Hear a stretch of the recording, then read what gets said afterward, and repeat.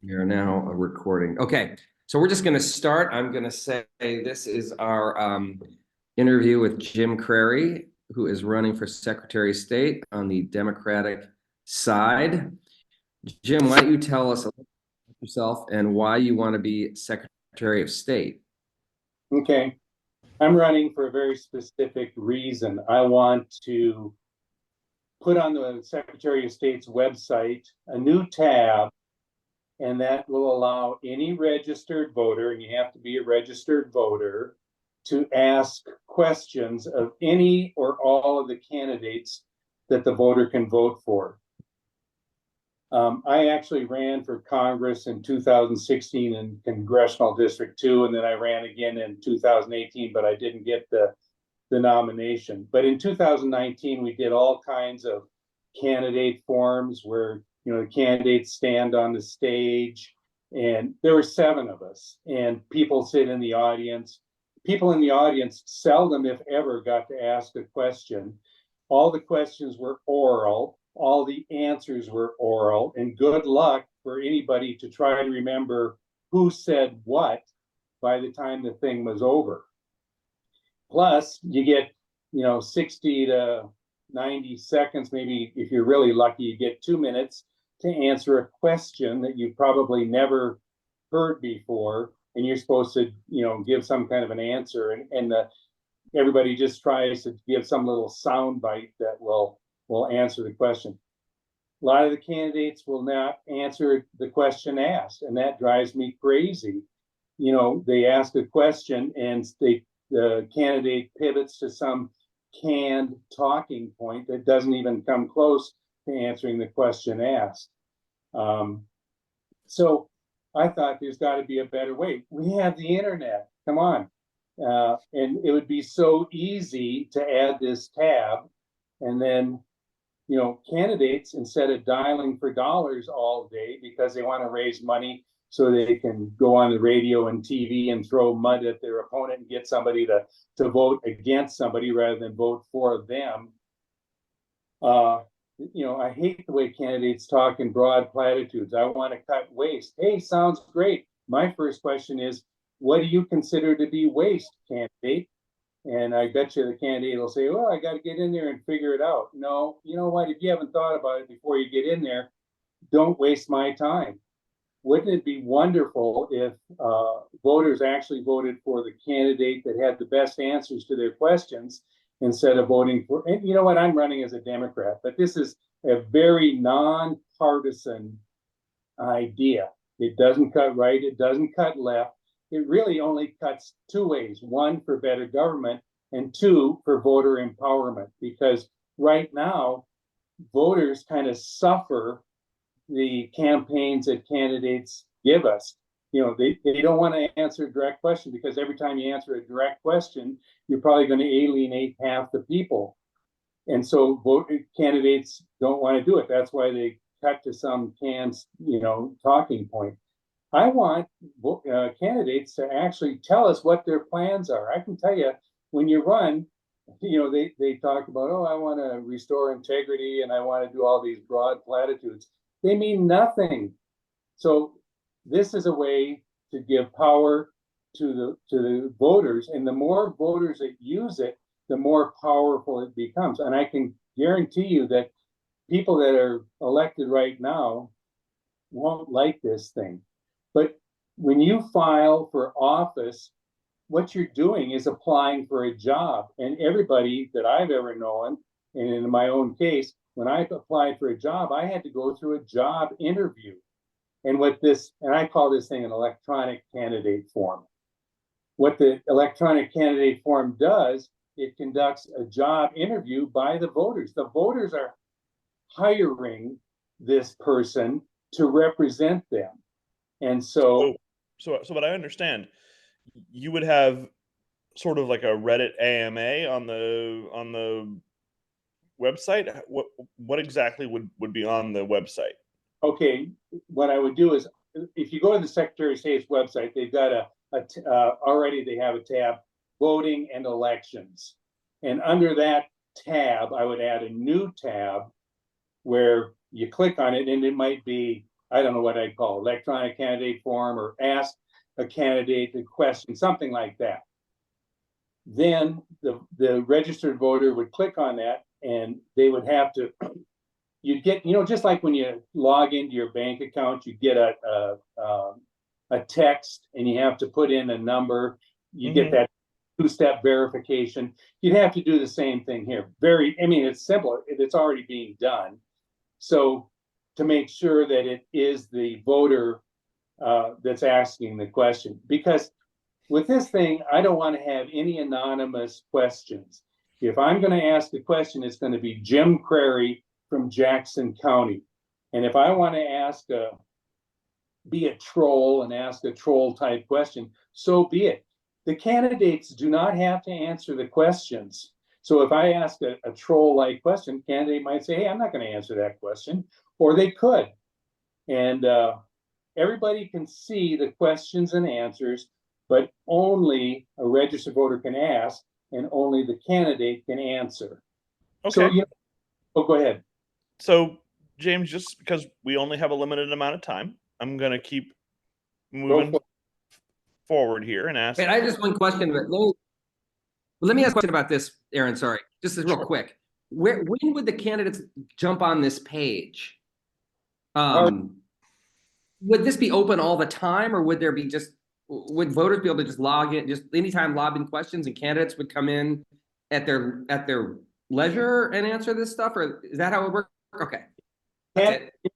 Voters could ask questions 24/7. All you need is a smartphone. You could be midnight at McDonald's ordering a burger, take out your smartphone and ask your question before your burger comes. What happens then is an email will go to the candidate and say, hey, you've got this question. Then it's up to the candidate. Do they want to answer? Okay. Here, don't be alarmed. I have to move because I have to get back to a power cord. No keep problem. going, Aaron. Going, Sure. Aaron. James, can you just give us a little bit of biography? What do you do for a living? Sure. Or what, et cetera?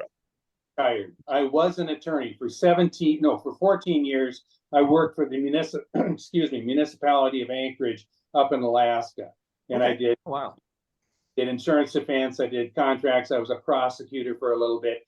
Then I went with BP, the oil and gas company. I was with them for 17 years. I wasn't in their legal department, but what I did is I wrote contracts. I negotiated contracts. So that's one thing that I think drove me to this thing, is writing contracts. I really did not like ambiguity. And if you hear answers orally, you could take them one of two ways. Maybe even more. You can interpret the way somebody says something many ways. But with this thing, if somebody gives you kind of an ambiguous answer, you can ask a follow-up question and say, hey, I'm not quite sure what you mean by this. Please explain. And it's almost like a dialogue between the voters and the candidates. Or it could be. Sure. So obviously, people running for Secretary of State in this cycle are running to replace LaVon Griffin Valade, who herself was appointed after the Shemia Fagan implosion. Right. Do you want to comment at all on the integrity of the office, or if you see any areas where that can improve other than greater personal integrity from the person who holds the office? Here's one of the things that I'm going to, if I get elected, and I hope I do, one, I'm going to travel throughout the state, and I'm going to do two things. In each county I go to, I'm going to talk to the county clerks, and I'm going to talk to them about, hey, what are your election people doing? Are they having trouble? Are they being harassed? How can I support you? I'm going to talk to them about the electronic candidate form. I've already done it. I've already talked to the county clerk in Jackson County, and she thought it was a great idea. The other thing I'm going to do is talk to high schools and colleges.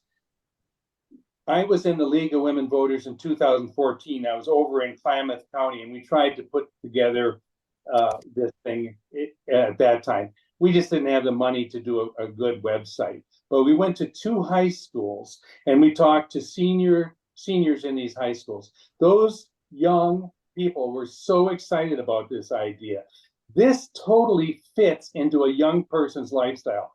You know what? Have you ever seen anyone under 35 or 40 without a phone in their hand? This totally ties into the way they do it. Who the heck under 40 has ever gone to a candidate forum where you have to sit in the audience? It just is not the way it's done anymore. So let's adjust the way we are, campaigning to the way it is in the world right now. So the other thing I'm going to do for integrity is, and this is going to sound a little weird, but every time I'm in the office, I'm going to pick up the phone. So you call the Secretary of State's office and you're expecting to go through some, hey, hit this button and you give 5 different options. Is this what you want to do or that's what you want to do? I'm going to answer the phone. I'm going to say, hey, this is Jim Crary, Secretary of State. How can I help you? Can you imagine what the callers, they're going to think, hey, is this a recording? And I'm going to say, no. I want to talk to people. I'm going to talk to people. One of the reasons why is because when Shamia was in there, I tried multiple times throughout years to try to get in and talk to her. I always got shunted off to some underling, and I was treated like an idiot, which irritated me beyond belief. I never actually got to talk. I had one call that was supposed to be scheduled, and she canceled on it. She never saw me, and I thought, you know what? If you're an elected official and you're supposed to represent people, you better be talking to the people you're supposed to represent. That's what I want to do. This is a one and done for me. I'm not running for a higher office. I'm not going to use this as a stepping stone to be a senator or a congressman or anything like that. I'm doing it because I want this electronic candidate form. Did I answer your question? Yes, I think you did. You're not going to take every call that comes in. No, I want to do one call a day, and it'll be random. Okay. I'm not going to say I'm going to take it at 8 o'clock every day. No, I'm not going to do that. I'm going to just randomly answer a phone call, and I just would love to listen to the other person on the other end. They're going to freak. So tell me again, what's the other office you ran for? I ran for Congressional District 2, U.S. Congress. I ran against Walden the first time in 2016. I actually had the Democratic nomination. I didn't win because CD2 is a very red district. In 2018, I ran again, but there were like 7 of us, and Jamie McLeod Skinner got the nomination. I didn't get it. Okay. Do you think she should be trying again right now? You know what? She can do whatever she wants. I tried to talk to her about this too, and you know what? Most politicians won't like this idea, and it's not something that they want to pick up on because it's going to put people running for office in a job interview that they probably don't want to be in. But I want the voters to start asking questions and voting based upon answers rather than whether you have an R or a D in front of your name, or whether, hey, I recognize that person's name. I don't care. What does that person stand for? What did that person answer to your question? That's how you should be voting, not on simple name recognition. Did you do, you must have done campaign events when you ran, right? You went out and met voters. What did you think of the quality of the questions you were getting at live events? Here's what I hated about that. You have 30, or like I said, you have 2 minutes to answer a question. And maybe you've never heard the question before, or it comes at you from a different way. I'm happy to answer those questions, but I like to have the time to do some research and some thinking about it before I answer it. And you're only given a short amount of time. And it's whoever is the most glib, who's ever the most fast on their feet, scores the point. And I think, you know what, that's not the way I want to do it. I'd like to answer questions, and I like to answer questions thoughtfully and completely. Try to answer a question in 90 seconds that has any value to it. I don't think that it exists. And with do you have people endorsing you in this race? No. And you know what? The only endorsement I want is from the voters. I don't really care about somebody that, held some office. I really don't care. You know what? I want the voters to endorse me. If somebody wanted to endorse me, I'd take it, but I'm not out there soliciting it. The other thing I'm not doing is dialing for dollars. That drives me crazy. People spend all day calling up and begging for money. I'm not doing that. And you know what? This website's going to cut in favor of the person that doesn't want to dial for dollars, has good ideas, and is willing to answer questions. You know what? I can sit in front of my computer and give you a good answer instead of dialing and say, "Hey, I need $100. Can you send me $100?" No, I don't like to do that. So. Okay. But the fact of the matter is that you got to get your message out in this race. How are people going to find out about you? You know what I did? Here's what I did. Here's my shot. Every time somebody like you guys ask, I'll answer your questions. I'll give you the straight answer and all that stuff. Last night the Urban League in Portland had a Zoom call. And you know what? One of my answers, I said, listen, I'm going to do something different. I'm going to actually answer the question asked. And I did. So the other thing I did is I spent $3,000. What was the question? It was, let me look. I kind of remember there were 4 of them. Something about public funding and are you open to using public funds to open the process for candidates, something like that. It was something about public funding. And you know what? I give a straight answer every time because it irritates me when they don't. And you know what? If you go listen to I think they recorded it. I think I'm the only one that actually answers the questions asked. But here's, you asked about my shot. Here's my thought process. It's a primary. Most voters are not paying attention. They will start paying attention when they get the voter pamphlet and when they get their ballots. That's when they're going to start paying attention. The other thing is, it's Secretary of State. People are kind of, what the heck does the Secretary of State do? It sounds kind of interesting, but they really don't know.